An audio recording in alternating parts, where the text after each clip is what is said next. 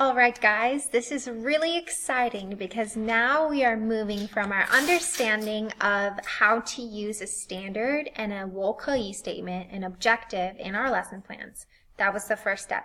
Then you learned how to find a way to have every language modality in your lesson plans. That's vocabulary, listening, speaking, reading, writing. And whether that's Monday, Tuesday, Wednesday, Thursday, Friday, or you have projects that are overarching, you're making sure that every 我可以 statement is reached with vocabulary, listening, speaking, reading, writing. And now is the really exciting part because we are moving to differentiation. Woohoo! So, the great thing about differentiation is it solves the problem that we're always thinking about.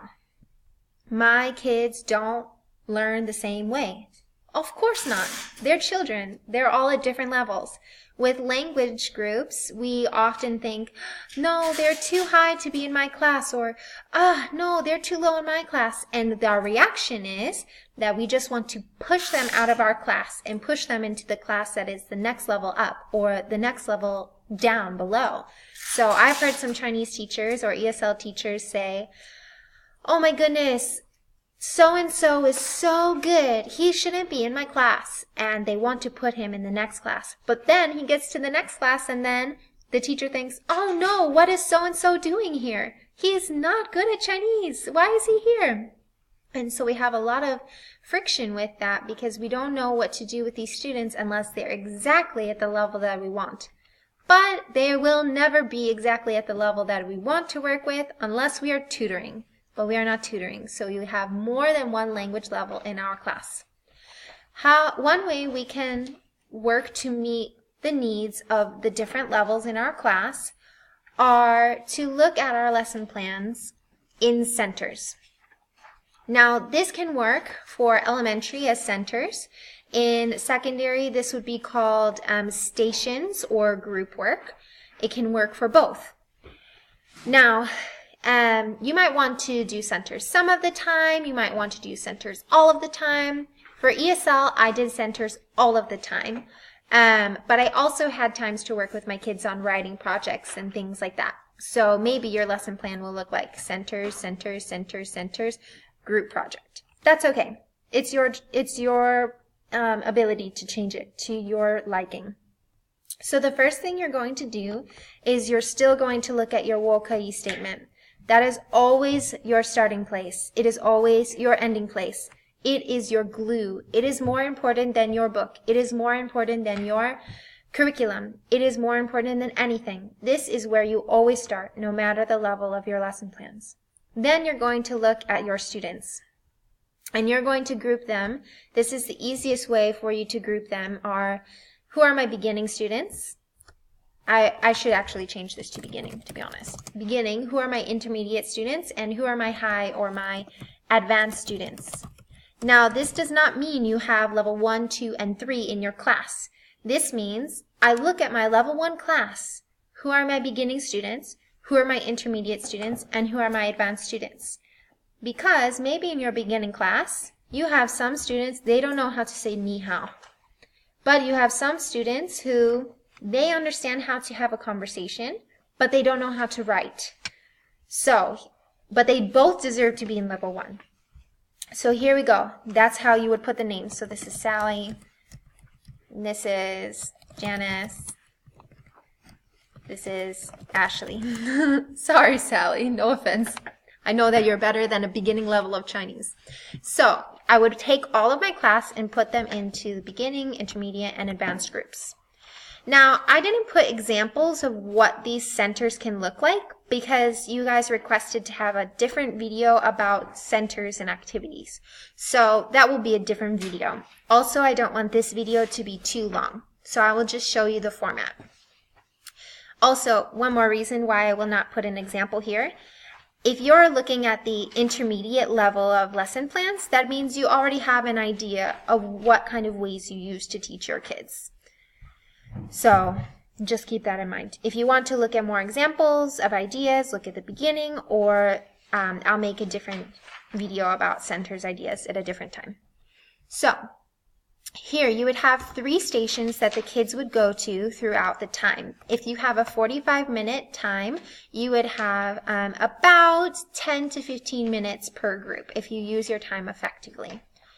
Here you would have an activity where the kids are doing something by themselves. That can be with an iPad, that can be on a worksheet, a workbook, that can be on a project, that can be Quizlet. Lots and lots of different options here for them to be doing work by themselves.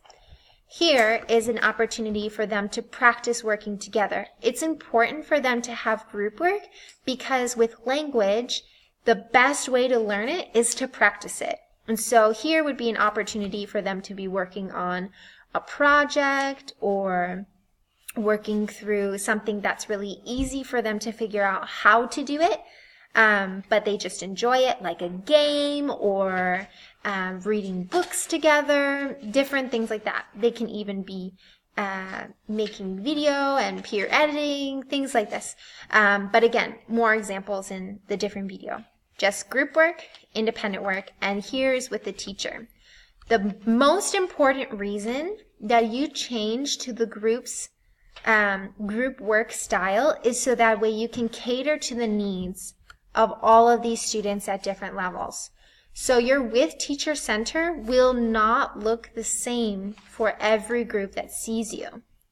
If you're working on reading, you might have a low book, an intermediate book, and a high book.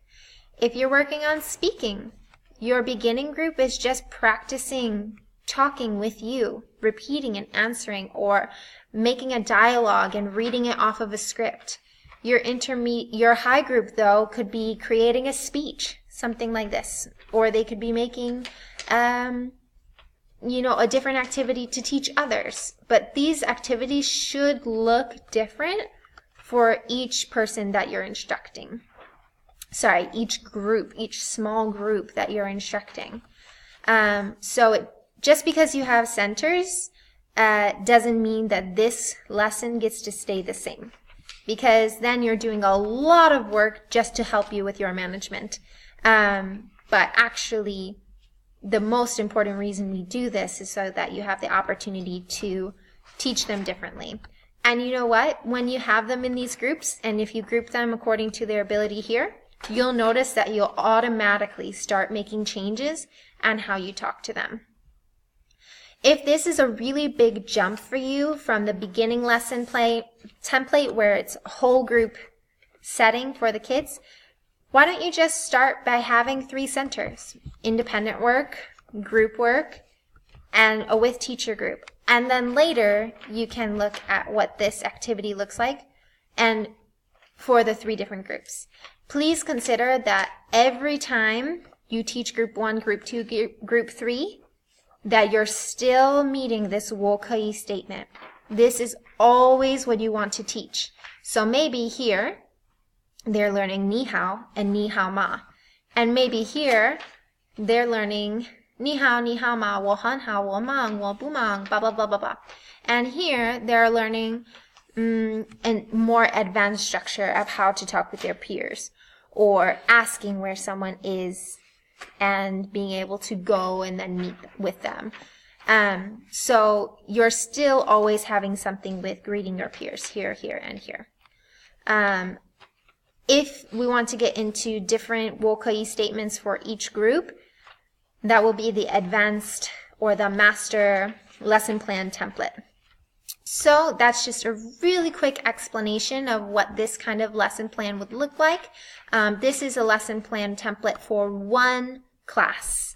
I know it looks like a lot, but actually once you get into the hang of doing centers, your kids are really used to it, and it's hard to start it, but once you get used to it, it's okay. One final thing, when you start, you might want to have this activity be the same every day and have this activity be the same every day. Maybe the first day they don't know how to do it, but then once they get used to it, then it will be a lot better. So yes, I encourage you to take one of these templates, try to look at some lesson plans that you've already taught and see if you can change them into a centers format. All right, if you want more details about center ideas, what they can be doing here and here, what these lessons can look like, that will be in different videos. I hope that this was helpful for you and seeing the jump from the beginning lesson plan to the intermediate lesson plan. Bye-bye!